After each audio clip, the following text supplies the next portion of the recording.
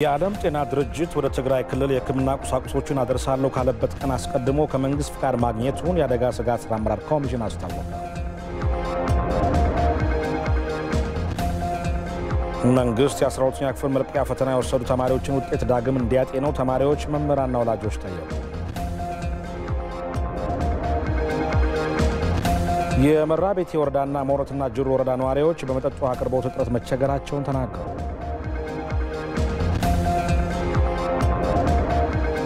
ኢማኑኤል ማክሮን ለሁለተኛ ጊዜ ፕሬዝዳንት ለመሆን ቅስቀሳ ማድረግ ጀመሩ። የሚሉት ከሰዓቱ ዜናዎቻችን መካከል ግንባር ቀደም ናቸው።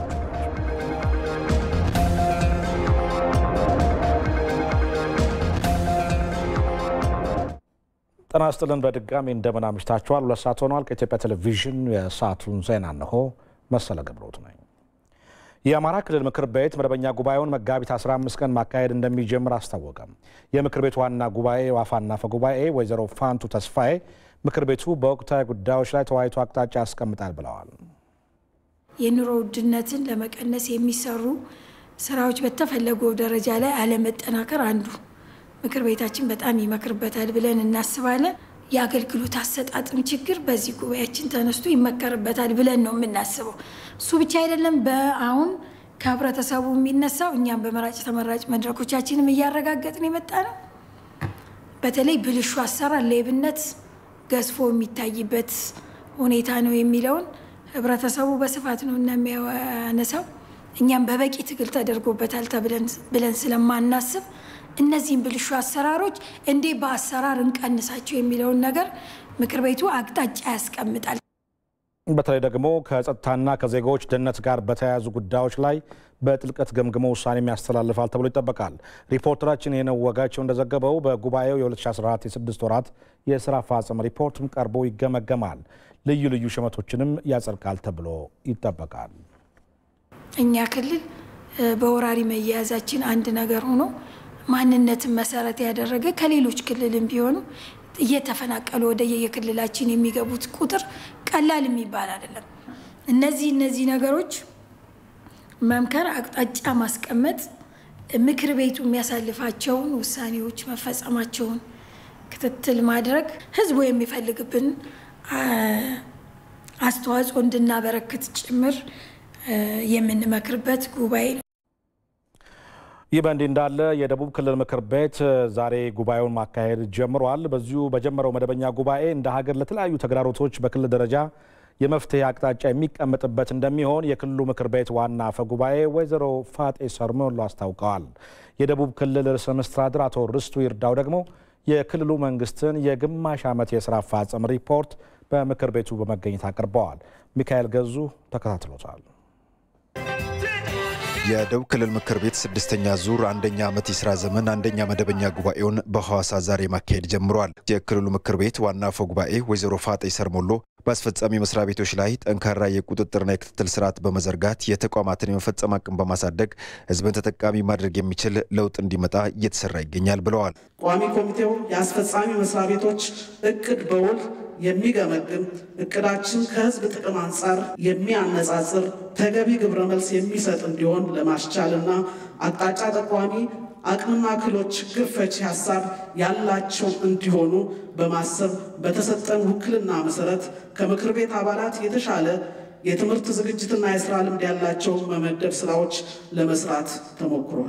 የኑሮ ውድነት፣ የግብርና ምርት እድገት፣ የወጣቶች ስራ ዕድል ፈጠራ፣ ሀገራዊ ምክክር እንደዚሁም ሰላምና ደህንነትን በመሳሰሉ እንደ ሀገር የተለዩ ተግዳሮቶችን በክልል ደረጃ ለመፍታት ጉባኤው አቅጣጫ የሚቀመጥበት እንደሚሆን አፈ ጉባኤው ገልጸዋል። በዚህ ጉባኤ ውይይት ስናደርግ ችግሮቻችንን ለአስፈጻሚ አካል ብቻ መተው ሳይሆን በየፈርጁ የሚፈተሹ አቅጣጫ በማስቀመጥና ሚዛኑን በጠበቀ አግባብ የምክር ቤት አባላትን ድርሻቸውን የሚወስዱበት የበሰለ ውይይት በማካሄድ ውሳኔ የምናስተላልፍበት ይሆናል።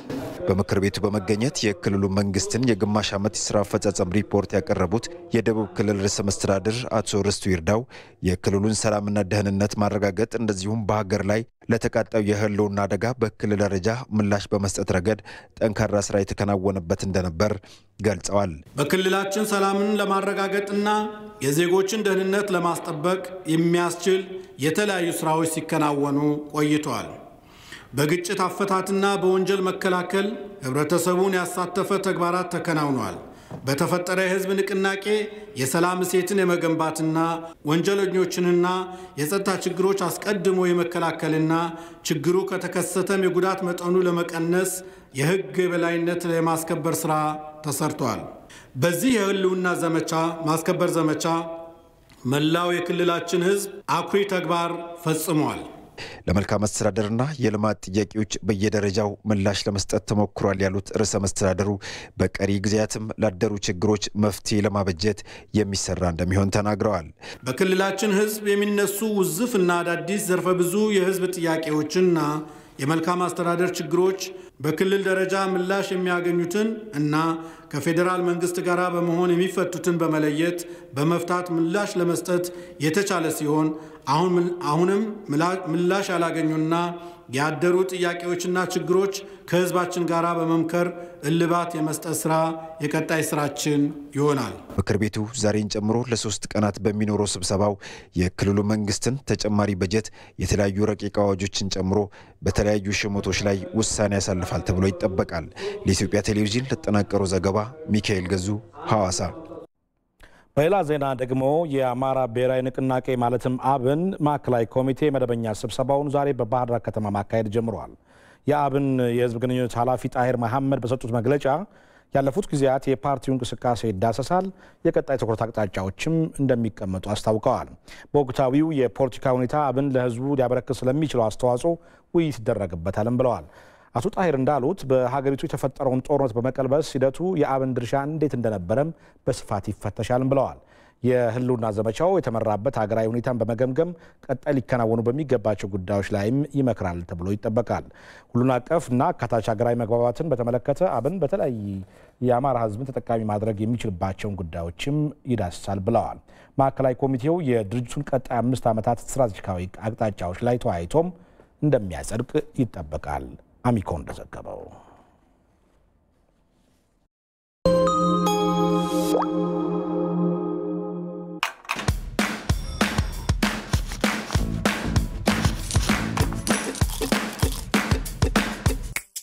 አስቡ ከኤቲኤም ያለ ካርድ ገንዘብ ማውጣት የሚችሉበት ቀላልና ፈጣን አማራጭ በሲቢኢ ብር ኮከብ 847 መሰላል በመደወል ከተዘረዘሩት አማራጮች ብር ለማውጣት የሚለውን አማራጭ ተጠቅመው የሚፈልጉትን የገንዘብ መጠን ለራሱ ያስገቡ።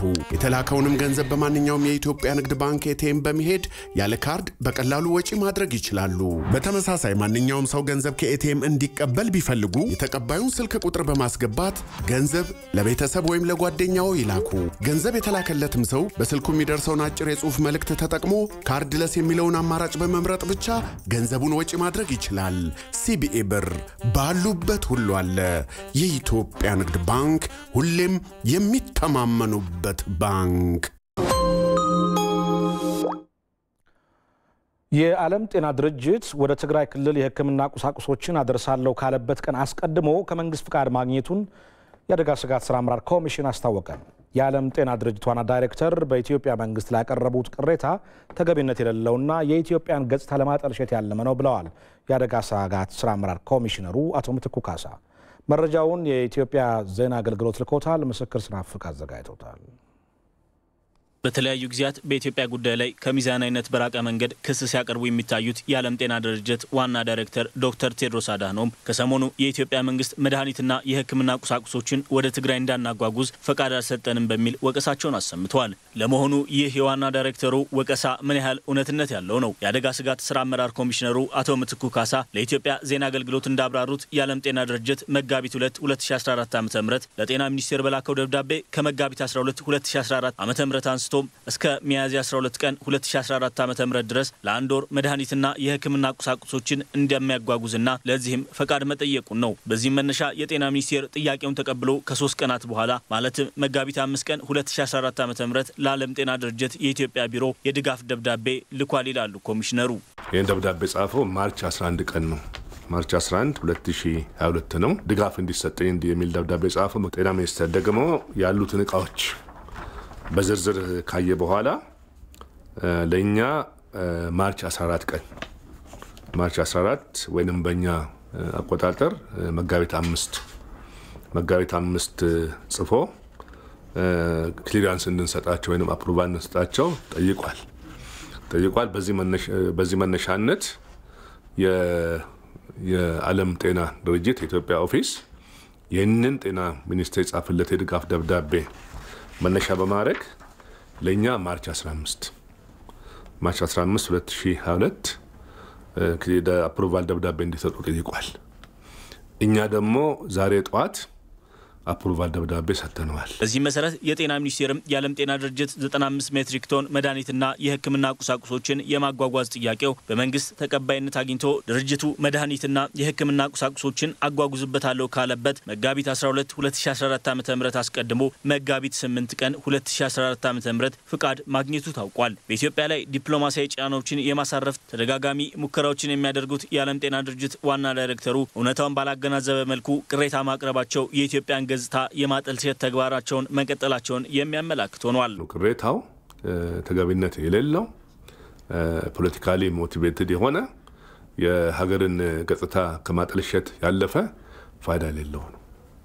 ምክንያቱም ያለፈበት ቢሆን መውሰጃ ጊዜ ያለፈበት ቢሆን ትክክል ነው።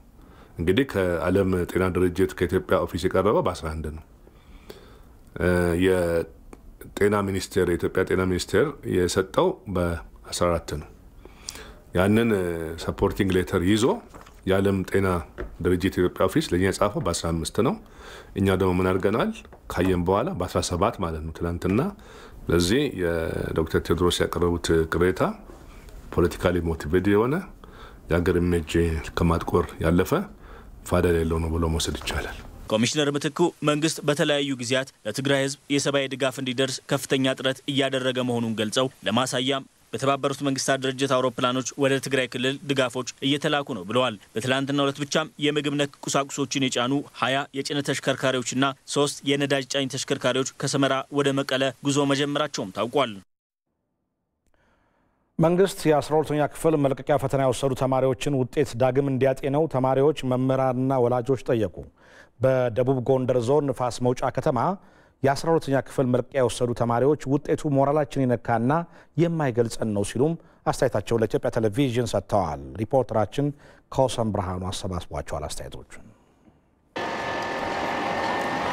የመጣው ውጤት እኛን በደንብ የማይገልጽ በቃ ከምንገምተው በታች ነው። ለምሳሌ ማለት ተማሪ በመሆናችን ምክንያት የተወሰነ ሰርተን ዝቅ ሊል ይችላል። ግን ይሄ በቃ ከሚገመተው በታች አሁን ለምሳሌ ከታች ግሬድ ያለው ውጤቴ ቢታይ ማለት ነው 10ኛ ክፍል ኢንተራንስ ማትሪክ ወስደናል። 10ኛ ክፍል ያለው ውጤቴ 4 ነው። 11ኛ ክፍልም ከ90 በላይ ውጤት አለኝ። ስለዚህ ደግሞ ባሁኑ ባየነው በተፈተነው የተሳሳተ ነው ብዬ እገልጻለሁ። ውጤቱ ምንም ነገር ማለት ልታስበው ከምትችለው በጣም የሚሰቀጥ ውጤት ነው የመጣው። ለምሳሌ እኔ አሁን ከ10ኛ ክፍል ጀምሬ ስመጣ ከ36 በላይ ነው ያለኝ። እንደዚሁ በተመሳሳይ በትራንስክሪፕት በክላስ ውጤት ከ80 በላይ ከዛ በላይ ነው ያለኝ እና ናቹራል ሶሻል ስታዩ ከናቹራል የተወሰነ ሶሻል ግን 2 ተማሪዎች ብቻ ናቸው ያለፉት። እርማቱ ማለት ነው የእርማት ችግር አለበት። እንደ መንግስት እንደ ለተማሪው ያለውን ሀሳብ እንትን ብሎ ቢታረምና እንደገና ቢታይልን የተሻለ ይሆናል። ውጤቴ ያው እንዲያጠቃላይ ማለት ነው እኔን የሚገልጽ አይደለም ውጤቴ ማለት ነው። ያው ከአሁን በፊትም ቢሆን የተሻልኩ ተማሪ በክላስ የሚሆን ሁሉም ያው መምሮች የሚያውቃሉ። መንግስት በቃ በስነ ስርዓት ባትኩሮት ሊያዩ ይገባል። ይሄን ማለት ነው አገር ምቆመው በተማሪ ከታች ተቀርጾ ሲሄድ ነው። አሁን የኛ በታች እንዴት ነው የሚማሩት? እንግዲህ እኛን እያዩ ጎበዝ ተማሪ ከወደቀ ከታች ያሉት እንዴት ነው የሚማሩት? እስኪ እንግዲህ በጣም አሳዛኝ ነው። ልጅ 10ኛ ክፍል ከ3 በላይ ነው የነበረው። በጣም አሳዛኝ ነው፣ አስከፊም ነው። ጦርነቱ በጣም ነው የተበሳቆሉት። ወደ ገጠር ወጥተው ምን ብለው ነው በዛን ያን ሁሉ ጫና ግን ተቋቁመው ደግሞ ልጆቹ ሞራናቸው በጣም ነው የተነካ። እንደ ወላጅም በጣም አዝነናል። የሆነ መፍትሄ ካለው ያው አንተ ክልሉ የሚያደርገው ጦርነቱ በ15 ኪሎ ሜትር ርቀት ባለበት ሁኔታ ውስጥ ሆነው ነው እዚህ የጦር መሳሪያ ድምጽ ይሰማሉ። እዚህ ደግሞ ፈተና እንሰጥ ነበርና በዚህ ደረጃ ውስጥ ሆነን ነው ፈተና እየሰጠንና የተፈተነው የነበረ። ይሄም ሆኖ ግን የመጣው ውጤት በጣም የሚያስቀይም እጅግ አንገት የሚያስደፋ ተማሪዎችን ብቻ አይደለም እኛ መምህራንም የአስተዳደር ሰራተኞችንም ሞራል የነካ ነውና በእርግጠኝነት የምናገረው ይሄ የመጣው ውጤት የኔን ተማሪዎች አይገልጻቸውም። በእርግጠኝነት የምናገረው ምንድነው አሁን በፊት የነበረውን የትምህርት ቤቱን ትሬንድ ስናይ አምና ለምሳሌ 76% ተማሪዎች ወደ ዩኒቨርሲቲ ያሳልፈናል። 76% ተማሪ ወደ ዩኒቨርሲቲ ጆይን ያደረገበት ትምህርት ቤት የጄኔሬሽን ጋፕ ኑሮ አይደለም ዘንድሮ ይሄን ያህል ተማሪ ወደቀው። ስለዚህ መሰረታዊ የሚባል የርማት ችግር አለ። እሱ በጽኑ እንዲታይና እንደገና እንዲታረም እንፈልጋለን። በዚሁ ጉዳይ ላይ የከፍተኛ ትምህርት ተቋማት ተማሪዎች የመግቢያ ነጥብ የተወሰነው የተቋማቱን የመቀበል አቅም ታሳቢ በማድረግ መሆኑን የትምህርት ሚኒስቴር አስታውቋል። የትምህርት በኢትዮጵያ የኮቪድ-19 ወረርሽኝና ሀገራዊ የሰላም እጦት በስርዓተ ትምህርቱ ላይ የፈጠረው ችግር የፈተና መስጫ መርሃ ግብር ላይ መዛባት መፍጠሩ ይታወቃል። በዚህም በ2013 ዓ.ም ይሰጥ የነበረው የ12ኛ ክፍል ብሔራዊ ፈተና ወደ 2014 ዓ.ም ተዛውሮ በሁለት ዙር ፈተናው እንዲሰጥ ተደርጓል። የትምህርት ሚኒስትር ዴኤታ ዶክተር ሳሙኤል ክፍሌ በዘንድሮ ዓመት ለፈተና የቀረቡት ተማሪዎች ቁጥር ከ2012 ጋር ሲነጻጸር በጥፍ ጨምሯል ነው ያሉት። በተለይ ደግሞ በዚህ ምክንያት ፈተናውን ከወሰዱ ተማሪዎች መካከል 50 በመቶ ውጤት አስመዝግበው ወደ ከፍተኛ ትምህርት ተቋማት መግባት የሚችሉት 45 በመቶ ሲሆኑ ወደ መንግስት ተቋማት የሚገቡት ደግሞ 25 በመቶ መሆናቸውን ተናግረዋል። አምና ወደ መንግስት ከፍተኛ ትምህርት ተቋማት የመደብነው ተማሪ ብዛት 147 ሺህ ነው። ይሄ ታወቀ። ስለዚህ አምና ጤናማ ዓመት ነው ብለን ብናሰላ መንግስት መቀበል የሚችለው በአማካይ 147 ሺህ ነው ማለት ነው። ይሄ ማለት የሚገባውና የሚወጣው የሚመረቀው ስለሚለያይ የተወሰኑ መዛነፎች ይኖራሉ። ያ እንደተጠበቀ ሆኖ ግን አምና የነበረን አቅም 147 ሺህ እሱን እንኳን እናስጠብቅ ብንል 147 ሺህ መመደብ እንችላለን ማለት ነው። 147 ሺህ መመደብ ማለት ምን ማለት ነው ከተባለ 47 ሺህ ወይ 48 ሺህ ተማሪ ደግሞ አሁን ቦታ አጥተናል። 21 ሺህ ተማሪዎች ትግራይ ባሉ ዩኒቨርሲቲዎች መመደብ ባለመቻላችን 27 ሺህ ተማሪዎች ደግሞ ከዛ አንስተን ወደ ሌሎች ስለመደብን ስለዚህ ይሄን ብንቀንሰው መመደብ የምንችለው ዝም ብሎ በቀላል ቀመር ብናስቀምጠው 100 ሺህ ተማሪ ብቻ ይሆናል ማለት ነው።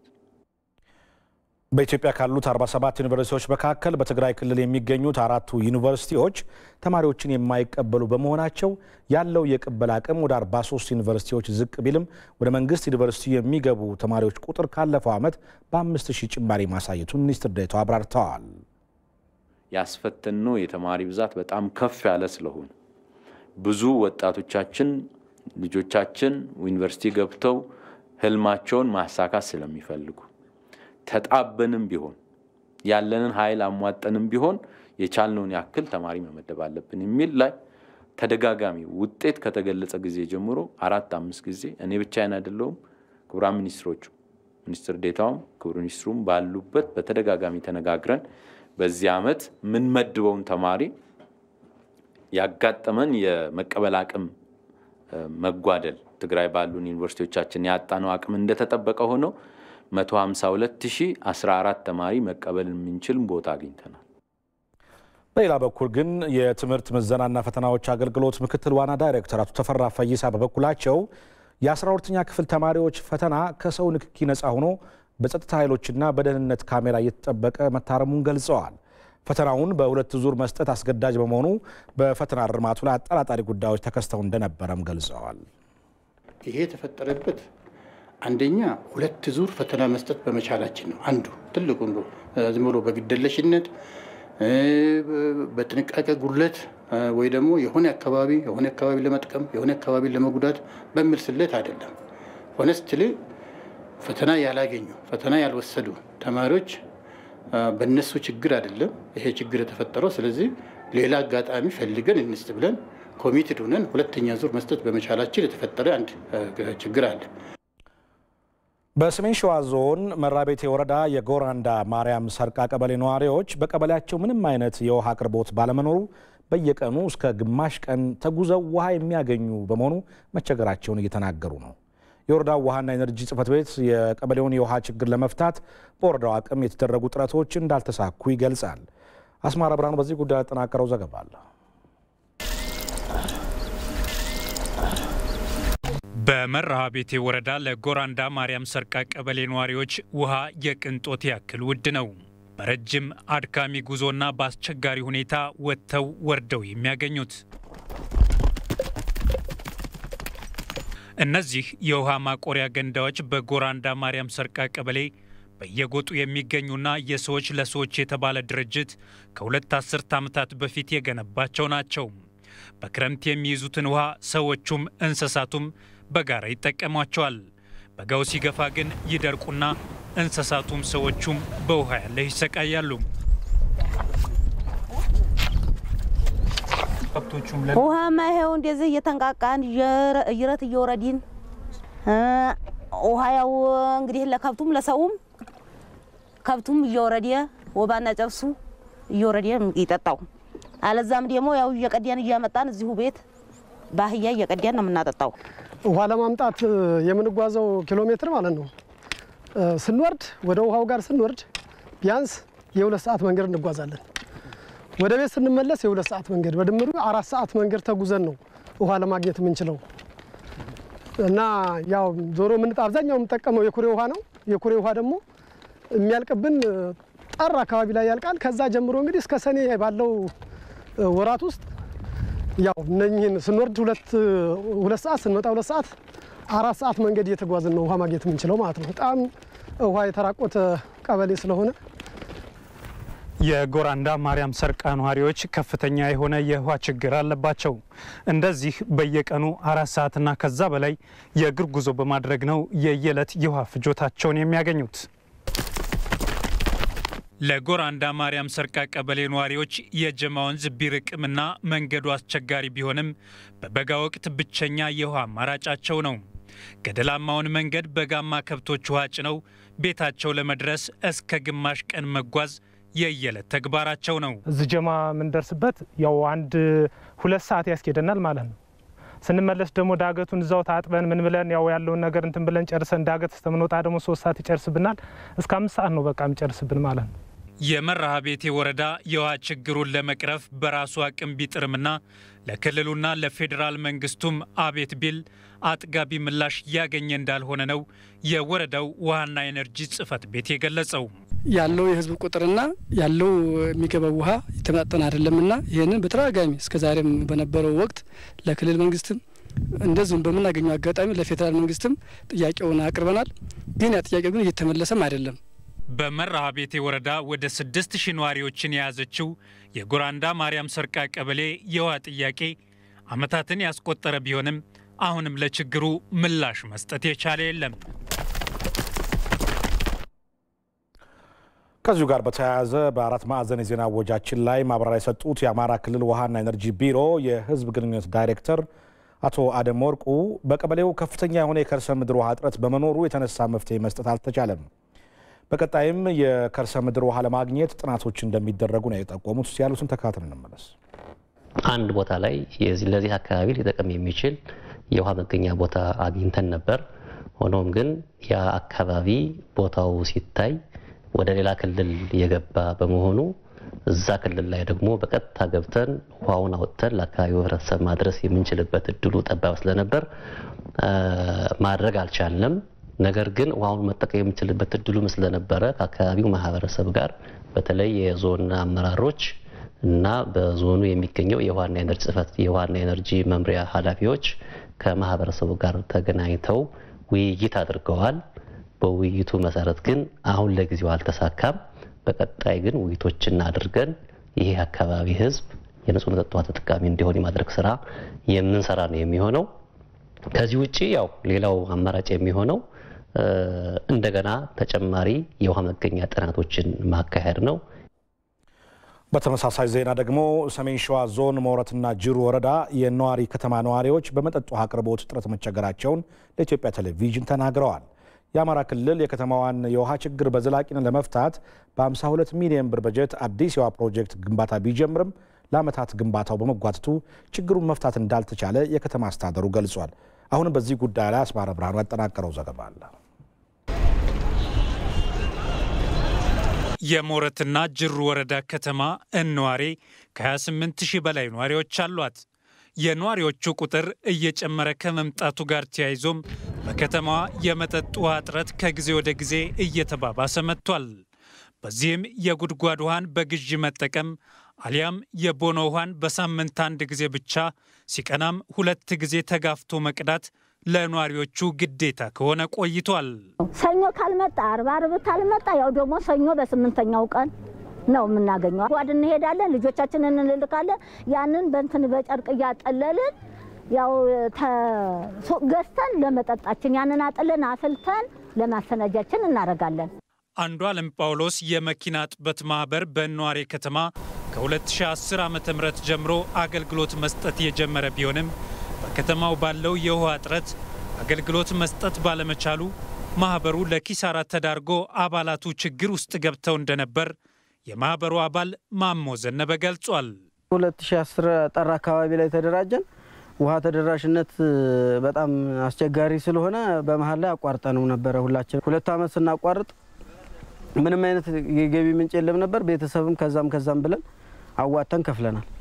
በእኗሪ ከተማ የኗሪዎች ቁጥር እየጨመረ ከመምጣቱ ጋር ተያይዞ ቀድሞ ባለው የውሃ አቅርቦት ያውን ፍላጎቱን ማሟላት እንደማይቻል ታስቦ አዲስ የውሃ ፕሮጀክት ግንባታ ቢጀምርም ለዓመታት ግንባታው መጓተቱን የከተማ አስተዳደሩ ከንቲባ ጽሕፈት ቤት ይገልጻል። ከተማው እድገቱ ጋር ተያይዞ በቀጣይ የነበረው በፊቱ ፕሮጀክት እንደማይሸፍነው ይታወቃል። ፍላጎቱ ስለሚያድግ ማለት ነው። በዚህ መንገድ ክፍተቱን ለማውላት የክልሉ መንግስት ከወረዳው ጋር ባጠናው መሰረት አዲስ ፕሮጀክት ተጀምሯል። ያ ፕሮጀክት እንግዲህ እየተጓተተ 5-6 ዓመት እየሆነው ነው። የእኗሪ ከተማ የውሃ አገልግሎት ጽሕፈት ቤት ኃላፊ ተወካይ አሰፋ ሽመልስ የውሃ ፕሮጀክት ግንባታው በሁለት ምዕራፎች እንደጀመረና አንደኛው ምዕራፍ ቢጠናቀቅም የምዕራፍ 2 ግንባታ ግን በጅምር ቀርቷል ብለዋል። በሁለት ኮንትራክተሮች ነው የተሰጠው። ፌዝ 1 ጨርሶ አስረክቦን ሄዷል። ያው ፌዝ 1 ስራው መስመር ብቻና ሞተር ተከላ ነው። እሱን ጨርሶ እንትን ብሏል።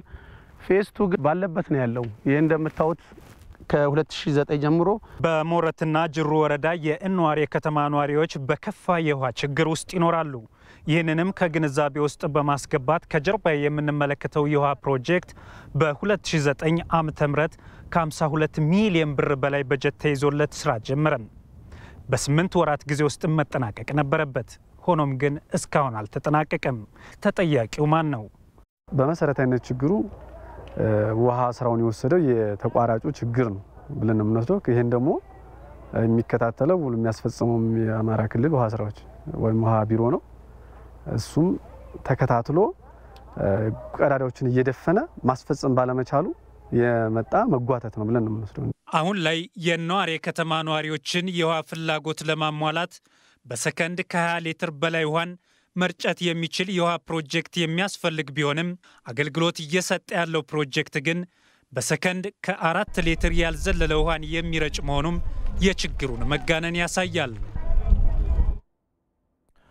ከዙ ዜና ጋር በተያያዘም በኗሪ ወረዳ የተጓተተው የውሃ ፕሮጀክት በተቋራጭ የአቅም ውስንነት ምክንያት መሆኑን የአማራ ክልል ውሃና ኤነርጂ ቢሮ የህዝብ ግንኙነት ዳይሬክተር አቶ አደም ወርቁ ይናገራሉ። ችግሩን ለመፍታት ደግሞ ክልሉ እየሰራ ነው ብለዋል። አሁን ደግሞ ያሉትን ተካተን እንመለስ። ይህንንም ለማስተካከል እንደ ቢሮ የተለያዩ ስራዎችን እየሰራን እንገኛለን። የመጀመሪያው ስራ ምንድነው? ተቋራጭ ድርጅቱ አሁንም ገብቶ የቀረውን አነስተኛ ስራ ሰርቶ ህብረተሰቡን ተጠቃሚ እንዲያደርግ ማድረግ ነው። ይህ ካልሆነ እና ኮንትራክተሩ ወይም ተቋራጭ ድርጅቱ የማይችል ከሆነ ግን የቀረው ስራ በጣም መጠነኛ ስራ በትንሽ ባለሙያዎች የሚከናወን በመሆኑ የከተማው ውሃ አገልግሎት በኩል ያቺ የቀረችው ስራ ተሰርታ ህብረተሰቡ ተጠቃሚ እንዲሆን የማድረግ ስራ ነው የምንሰራው። የብልጽግና ፓርቲ በመተዳደሪያ ደንቡ ባስቀመጠው አግባብ መሰረት ምርጫ በማካሄድ ጠንካራ አመራር አደረጃጀት መፍጠር ችሏል ሲሉ የፓርቲው ስራ አስፈጻሚ ኮሚቴ አባል አቶ ተስፋዬ በልጅጌ ገለጹ። የፓርቲው አመራሮች ኢትዮጵያን ወደ ተሻለ ነገ ለማሻገር በቁርጠኝነት እንደሚሰሩ ነው የገለጹት። ሙሉ ግርማይ የብልጽግና ፓርቲ ስራ አስፈጻሚ ኮሚቴ አባል አቶ ተስፋዬ በልጅጌ ከኢዜአ ጋር ባደረጉት ቆይታ ፓርቲው በቅርቡ ባካሄደው ጉባኤ የምርጫ ስርዓት የጉባኤ ፕሬዝዳንት ሳይሰየም የተካሄደ ነው በማለት በአንዳንድ አካላት የሚነሳው ትችት የፓርቲውን አሰራር እንዲሁም የጉባኤውን አጠቃላይ ሂደት ካለመረዳት የመነጨ መሆኑን የጠቆሙት ከዚህ ቀደም ፓርቲው 2 ምክትል ፕሬዝዳንቶች ስላልነበሩት የፓርቲው ጽህፈት ቤት ኃላፊ ጉባኤውን በማስፈቀድ መድረክ እንዲይዙ መደረጉን ጠቁመዋል። ልክ ጉባኤውን ስንጀምር 2 ፕሬዝዳንቶች የተመረጡበት ጊዜ ስላልነበረ ፕሬዝዳንትና ምክትል ፕሬዝዳንት ስለነበሩ የጽህፈት ቤት ኃላፊውን ደግሞ ጉባኤውን በማስፈቀድ ጉባኤውን እንዲመሩ ለሶስቱ አካላት መድረኩን በመስጠት ነው ጉባኤ አዘጋጅ ኮሚቴ መድረኩን ያለቀቀው። ሶስቱ ሰዎች ወደ መድረክ እንዲመጡ የተፈለገበት ዋናው ምክንያት ምንድነው ከተባለ ከጉባኤ እስከ ጉባኤ ያለውን ስራ የሚመሩ የሚያስተባብሩ እና ስራ ውስጥ ያሉ ሰዎች ስለሆኑ እነዚህ ስራ ውስጥ ያሉ የሚያስተባብሩና ስራውን ሲመሩ የነበሩ ሰዎች መረጃ ያላቸው ሰዎች ጉባኤውን የሚመሩ ከሆነ ጉባኤው የተሳካ ይሆናል የሚል እምነት ስለተያዘ ነው። ይህንንም ተከትሎ በፓርቲው መተዳደሪያ ደንብ አንቀጽ 16 መሰረት የፓርቲው ፕሬዝዳንት፣ ምክትል ፕሬዝዳንትና የፓርቲው ጽህፈት ቤት ኃላፊ ፕሬዝዲየም መያዛቸውን ተናግረዋል። በመድረኩ ላይ የተሰየሙትም ጉባኤው ሙሉ ይሁንታ በማግኘት መሆኑንም ነው አቶ ተስፋዬ የገለጹት። መተዳደሪያ ደንባችን አባሉ የተወያየበት፣ አባሉ ያጸደቀው፣ አባሉ የተስማማበት ስለሆነ መላው አባላት የተስማሙበት መተዳደሪያ ደንብ ላይ ያለው የተፈጸመ ስለሆነ ከህግ አኳያ ችግር የለበትም፣ ከዲሞክራሲ አኳያ ችግር የለበትም። እንደዚሁም ደግሞ እነዚህ ሰዎች መድረክ ከመያዛቸው በፊት በመተዳደሪያ ደንብ ላይ የተቀመጠው ቢሆንም በመተዳደሪያ ደንብ ላይ የተቀመጠው በመሆኑን በመጥቀስ በተጨማሪ ጉባኤውም እንዲወስን ተደርጓል። ምርጫ ቦርድ ታዛቢዎች በጉባኤው መገኘታቸውን ጠቁመው አጠቃላይ ሂደቱ ዲሞክራሲያዊ፣ ሁሉን አሳታፊና ፍትሃዊ በሆነ መልኩ መጠናቀቁንም አረጋግጠዋል። መድረክ ላይ ያሉ ሰዎች በፓርቲው ህገ ደንብ መሰረት መድረኩን የመምራት ስልጣንና ኃላፊነት የተሰጣቸው አካላት የፓርቲው ፕሬዝዳንትና ምክትል ፕሬዝዳንት ምርጫ ላይ ሲደርሱ ያደረጉት ነገር ቢኖር ምንድነው? ጥቆማ መቀበል ነው። ጥቆማ ከተቀበሉ በኋላ የድምጽ አሰጣጡ ሂደት በምስጢር ነው የተካሄደው። የድምጽ ቆጠራው ደግሞ ሌላ የድምጽ ቆጠራውን እንዲያካሂዱ የተሰየሙ አመራሮች ወይም አካላት ናቸው የቆጠሩት።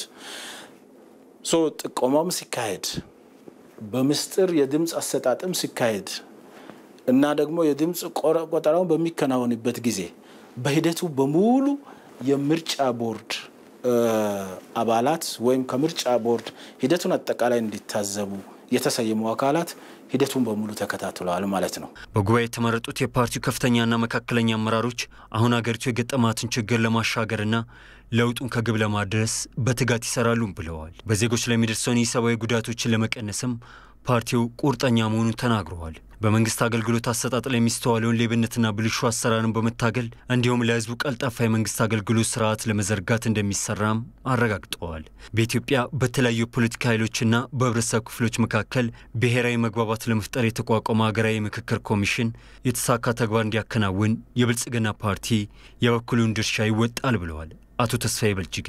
ከህዝቡ የሚነሱ ሀሳቦችን በመውሰድ በቀጣይ ፓርቲው የሚሰራቸውን ስራዎች አቅጣጫ ለማስቀመጥ እንዲረዳው ከተለያዩ የህብረተሰብ ክፍሎች ጋር ውይይት እንደሚደረግም ገልጸዋል። የብልጽግና ፓርቲ ከህዝቡ ጋር በሚደረገው ውይይት ህብረተሰቡ ንቁ ተሳታፊ እንዲሆን የፓርቲው ስራ አስፈጻሚ ኮሚቴ አባል አቶ ተስፋዬ ጥሪ አቅርበዋል። በኢሉ አባቦር ዞን የያዩ የከሰል ድንጋይ ማዕድንን ለማምረት የተደራጁ ወጣቶች ምርታቸውን የሚቀበላቸው ተቋም ስራ በማቆሙ ምክንያት ከማዕድን ዘርፉ መጠቀም እንዳልቻሉ ተናገሩ። ከወጣቶቹ ምርቱን ይረከባል የተባለው ተቋም በቦታው ላይ ያለው ሀብት ለጥቅም እንዳይውልና የማዕድን ሀብቱ የጸጥታ ችግር እንዲሆን እያደረገ ነው ሲል ደግሞ የኢሉ አባቦር ዞን ማዕድን ልማት ጽሕፈት ቤት አስታውቋል። በዚህ ጉዳይ ላይ መለሳ አምደ ተጨማሪ ዘገባ አለው። በ2010 የቀድሞ ብረታ ብረትና ኢንጂነሪንግ ኮርፖሬሽን ሜቴክ ያለምንም ፍቃድ ሲሸጥ የነበረውን የያዩ የከሰል ድንጋይን እንዲለቅ ከተደረገ በኋላ የአካባቢው ስርዓት ወጣቶች እንዲደራጁበት ተደርጎ ነበር። በድንጋይ ከሰሉ ላይ ተደራጅተው የነበሩ ወጣቶችም ምርታቸውን ለግል ባለሀብት በማቅረብ ለ2 ዓመታት ተጠቃሚ ከሆኑ በኋላ ቦታውን ለሌሎች 337 የአካባቢው ስርዓት ወጣቶች በመልቀቅ እንዲደራጁ ተደረገ። ይሁን እንጂ እነዚህ ወጣቶች ተደራጅተው ወደ ስራ ከገቡ በኋላ የከሰል ድንጋይ ምርቱን እንዲረከበን ከግል ድርጅት ይልቅ መንግስታዊ ተቋም መደረጉን ተከትሎ ድርጅቱ ተገቢ ያልሆነ በደል ፈጽሞብናል ይላሉ። በፊት ከባለ ሀብት ነበር እየሰራ የነበረው። ባለ ሀብት የራሱን ጥቅም ነው የሚያስከብረው እና የመንግስት ድርጅት ይሻላቸዋል በሚል ወረዳና ዞን እነዚህን ድርጅት ወደኛ እንዲመጡ አረገ። ከዛ በጣም ተደሰት። ወደ ስራ ስንገባ ደግሞ ስራ ላይ ዜሮ ናቸው፣ ፍጥነት የላቸውም። በዛ ላይ በ3-4 ወር ውስጥ 39 መኪና ወጡ። 39 መኪና የት ገባ ስንል ወጪያችንን ሸፈነ። አሁን እነዚህ ሰዎች የት ደረሱ ምናምን የምናውቀው ነገር የለም እና ለምንድን ነው ይሄን ስራ ያቆማችሁት የሚል ነገር ደግሞ ከጭምጭምታ አኳያ ስንሰማ ስራውን ያቆሙት በክረምት ምክንያት ነው አሉ። ክረምትና ይሄ ደግሞ አይገናኝም። ምክንያቱም እስካሁን እየሰራ የነበረው ድርጅት እንኳን ክረምት ሌላውን ክረምታው ሰኔ ውስጥ እየሰሩ ነበር። ሰኔ ውስጥ ማለት ነው። ሰኔ ውስጥ ሰርተው እንትን እያሉ ነበር። ይሄ ምክንያት አይደለም። ከዚህ ድርጅት ጋር ያለንን ውል በማቋረጥ ከሌላ የግል ባለሀብት ጋር ስምምነት ለመፈጸም ጥረት ብናደርግም የኦሮሚያ ማዕድን ቢሮ የቦታውን ካርታ ያለ አግባብ ለድርጅቱ በመስጠት ሌላ ፈተና ሆኖብናል ሲሉ ነው የሚገልጹት። ከዛ ከዞን አስተዳደር ጋር ሆነን ሄድ ቢሮአቸው ሊያነጋግሩን ፈቃደኛ ያልሆኑ እና ዋናው ችግር እነሱን ጥለን እንኳን ሌላ ማህበር ወይ ሌላ ድርጅት ወይ ሌላ ባለሀብት እንዳንጠራ ካርታው በእነሱ ስም ነው ያለው። ካርታውን የኦሮሚያ ማዕድን ቢሮ ነው በጣም ትልቅ ስህተት የሰራው ማለት ነው። የቦታው ካርታ ሲሰጥ ወረዳውም ሆነ ዞኑ የሚያውቀው ነገር የለም የሚሉት የኢሉ አባቦር ዞን ማዕድን ልማት ጽሕፈት ቤት ኃላፊዋ ሰብለ ተፈሪ ተቋሙ ዘርፉ ላይ ለመሰማራት አቅም የሌለው በመሆኑ የአካባቢው ወጣቶችም ሆነ ሀገሪቱ በቦታው ላይ ካለው ሀብት ተጠቃሚ እንዳትሆን አድርጓታል ይላሉ። የሀገር ሀብት ነው የተወሰነ ግሩፕ ሀብት አይደለም። ከአርሶ አደር እጅ ነው የመሬት የተሰጣቸው። ወይ ህብረተሰቡ አልተጠቀመበትም፣ ወይ ወረዳው አልተጠቀመበትም፣ ወይ ሀገር አልተጠቀመበትም። ይሄን የመሰለ ሀብት እንዲህ እንትን እንኳን እየተደረመሰበት ለስራ ሳይውል ቀርቶ ብዙ የመልካም አስተዳደር ችግር እንኳን እየሆነብን ነው። እኛ እንደዙ ይህ ከነሱ ጋር ያለው ነገር ተቋርጦ ለሚቀጥለው ወይ ደግሞ መስራት የሚችል የግልም ይሁን የመንግስት መስራት የሚችልና አቅም ያለው መጥቶ ማልማት የሚችል ይሄን ወጣት ወደ ስራ ማስገባት የሚችል አካል መጥቶ ተቀብሎን እንዲሰራ ነው እኛ ጽፈን ያሳወቅነው። እስከ ክልል ጽፈን አሳውቀናል። በሀገር ውስጥ ለሚገኙ ትልልቅ ፋብሪካዎችና ኢንዱስትሪዎች የሚሆን የከሰል ድንጋይ በየአመቱ በ100 ሚሊዮን ዶላር ወደ ሀገር ውስጥ እንዲገባ ይደረጋል። ይሁን እንጂ እንደ ያዩ ያሉ የከሰል ድንጋዮችን ማልማትና በማምረት በቀላሉ ለነዚህ ኢንዱስትሪዎችና ፋብሪካዎች ግብአት እንዲሆኑ ማድረግ ይቻላል። ይሁን እንጂ በዚህ አካባቢ ላይ ይሄን የከሰል ድንጋይ ለማልማት ወጣቶችን በማደራጀት የተጀመረው እንቅስቃሴ በአሁኑ ሰዓት ሙሉ ለሙሉ ተግባራዊ ሳይደረግ ቀርቷል። በዚህ ጉዳይ ላይ ተጨማሪ ማብራሪያ የሰጡን የኦሮሚያ ማዕድን ልማት ባለስልጣን ዋና ዳይሬክተር ተስፋዬ መገርሳ ድርጅቱ ከወጣቶችና ከአካባቢው ህብረተሰብ ለሚነሳው ጥያቄ አስቸኳይ መፍትሄ እንዲሰጥ ማስጠንቀቂያ እንደተሰጠው ነው የገለጹት። የወጣቶቹ ቅሬታ ትክክለኛ ቅሬታ ነው። ወጣቶቹ ከዚህ በፊት ተደራጅተውበት ነው ያሉት። አሁን ጄቪ ተፈጥሯል። ከመንግስት ልማት ድርጅት ጋር አብሮ በጋራ እንዲሰሩ አቅጣጫ ተቀምጠዋል። ለዛም ፍቃድ ሰጥተናል። አንድ እዚህ ጋር ልብ ሊባል የሚገባው የኮል ማይኒንግ ቀጥታ ለወጣቶች አንሰጥም። ይሄንን ያው እንደ ስትራቴጂ የምንጠቀመው ለምንድን ነው እንደዛ ማናረጋው? አንደኛ ወጣቶቹ በባች የሚወጡ ናቸውና መሬቱ መልሶ ለማልማት ሪስፖንሲብል የሚወስድ ሰው አናገኝም። ሁለተኛ ኮል በባህሪው ቅድም እንዳልኩ የራሱን የቻለ ማይኒንግ ስትራቴጂ ይፈልጋል። በዛ ላይ ደግሞ ያው ለጤናም በጣም ችግር በሚፈጥሩበት ሁኔታ የህብረተሰብ ጤና ላይ ኢምፓክት ሊኖር ስለሚችል ካርቦን ሞኖክሳይድ ነው ውስጡ ያለውና ኢምፓክት ሊኖር ስለሚችል ሞር ሳይንቲፊክ በሆነና እውቀት ላይ በተመሰረተ ሁኔታ መልማት እንዳለበት አቅጣጫዎችን አስቀምጠናል እና እነኚህም ባለሀብቶች ወይ ደግሞ የመንግስት ልማት ድርጅቶችን ወደዚህ ስራ ስናስገባ እነኚህ ሪስኮችን ሚኒማይዝ በማድረግ በሚችሉበት ሁኔታ ወደ ስራ እንዲገቡ ነው አቅጣጫዎች የተቀመጡት ማለት ነው።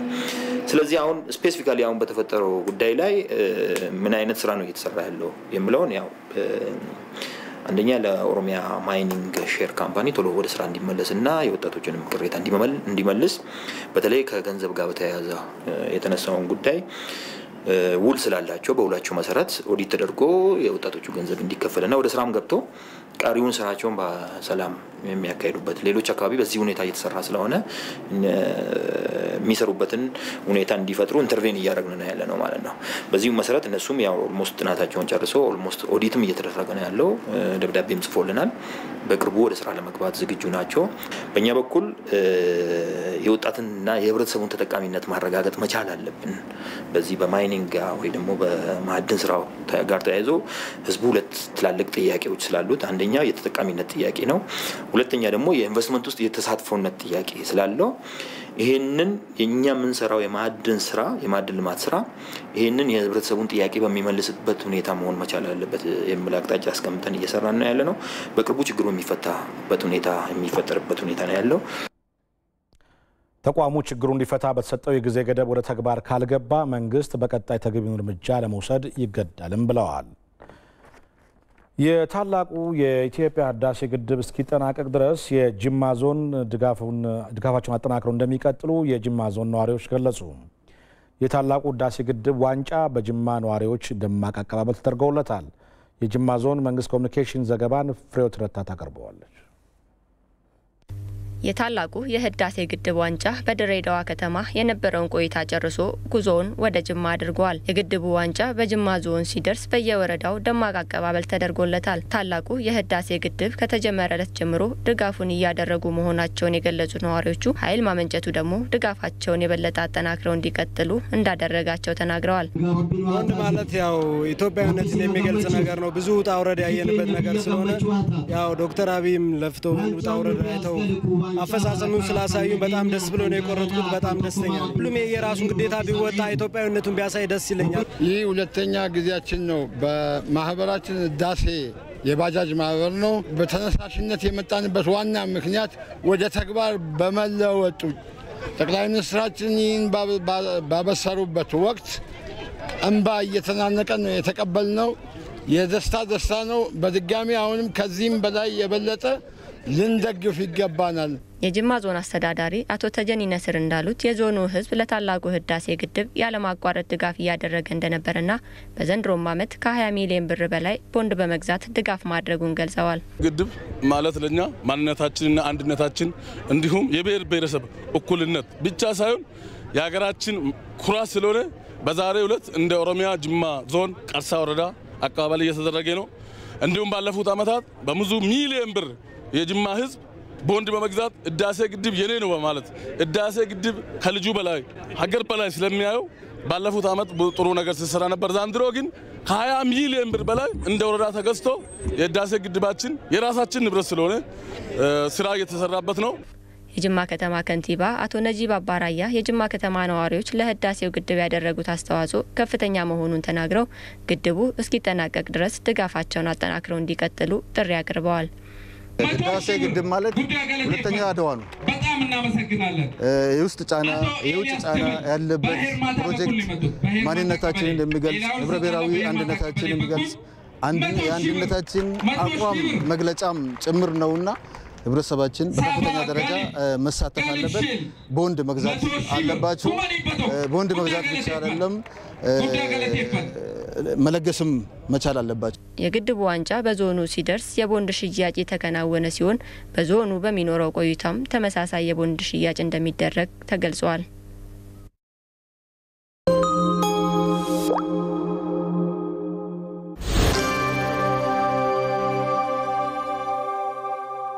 ከአንድ ምዕት ዓመት በተሻገረ የአገልግሎት ዘመናችን የሀገራችን አጠቃላይ የኢኮኖሚ እድገት በማገዝ የላቀ አስተዋጽኦ አበርክተናል። በረጅም ዓመት ልምዳችን ታግዘን አዋጭ የልማት ብድሮችን በመስጠት ለብዙ ተቋማትና ፕሮጀክቶች ስኬት አይነተኛ አጋርነታችንን አስመስክረናል። በሊዝና ፕሮጀክት ፋይናንስ ላይ የተመሰረተ ብድር መስጠታችን ደግሞ መለያችን ነው። አገልግሎታችንን ቀልጣፋና ተደራሽ ያደረጉ ዲስትሪክቶችና የቅርንጫፍ ጽሕፈት ቤቶች በመላው ሀገሪቱ ስትራቴጂካዊ ቦታዎች አሉን።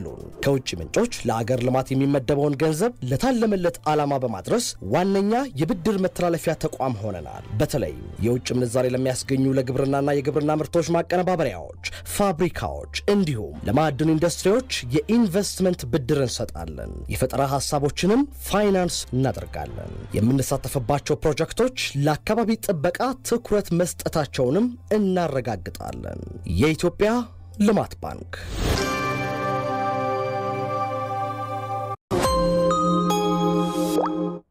የውጭ